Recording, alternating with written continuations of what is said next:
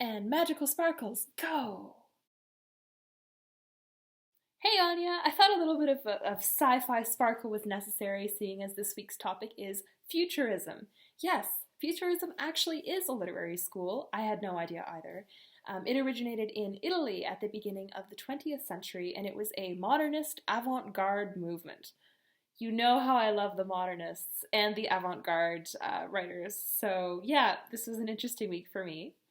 Um, so Futurism rejected traditional forms of expression and wanted to promote industry and technology. Yes, industry and technology. So they basically rejected symbolism and lyricism and all of that good stuff in favor of using speed and violence as the main vehicle of culture, which, if you think about it, is actually a little bit familiar from Hollywood blockbusters today, if you ask me, in terms of using speed and violence as a vehicle for expression. So I looked up futurist poets. One of them is named Mina Loy.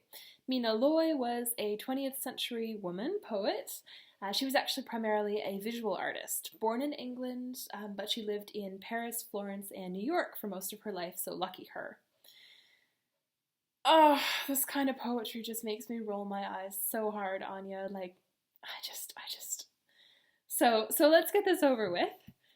Her poem is called "The Song of the Nightingale is like the scent of syringa," and syringa, I looked it up, is the scientific name for a lilac.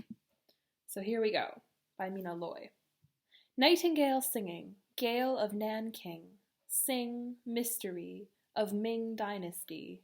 Sing, ing, in Ming, syringa, moringa, singer, song winged, sing wind, syringa, ringer, song wing, sing long, syringa, lingerer.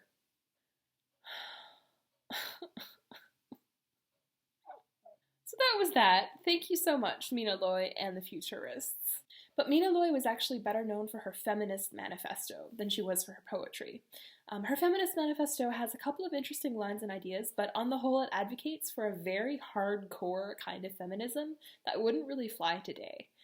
And there's a bunch of stuff that you're like, okay, well, I guess it was a different time. Like, for example, anytime you use the phrase race responsibility, it's time to stop. Like, those two words should never be together. There's never a context when that's okay. So, yeah. But there is a bit I like, which is at the beginning, which I'm going to read to you. It's a little more enjoyable than her poetry, I think. All right, Mina Loy, Feminist Manifesto. Women, if you want to realize yourselves, you are on the eve of a devastating psychological upheaval. All your pet illusions must be unmasked. The lies of centuries have got to go. Are you prepared for the wrench? There is no half measure. No scratching on the surface of the rubbish heap of tradition will bring about reform. The only method is absolute demolition. Cease to place your confidence in economic legislation, vice crusades, and uniform education. You are glossing over reality. Professional and commercial careers are opening up for you. Is that all you want? And if you honestly desire to find your level without prejudice, be brave and deny at the outset that pathetic claptrap war cry, woman is the equal of man, for she is not. You're like, okay. Okay, Lena. So, yeah. What I do like in there is the line, professional and commercial careers are opening up for you. Is that all you want? Because I think we see a lot of that happening today. And it's happening slowly and everything, but it's still happening, where traditionally male-dominated careers are being opened for women, which is really necessary and exciting.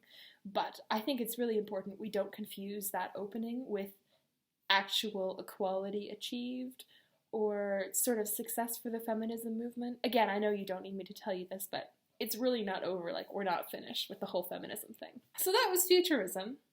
Your challenge for next week is to find a poem written by a children's author. I'm thinking like one of Kipling's poems from the Jungle Books, or something by Shel Silverstein or Lewis Carroll, somebody who is associated with children, even if they didn't write exclusively for them. So have fun and enjoy your first week back in classes, and I will see you next Thursday.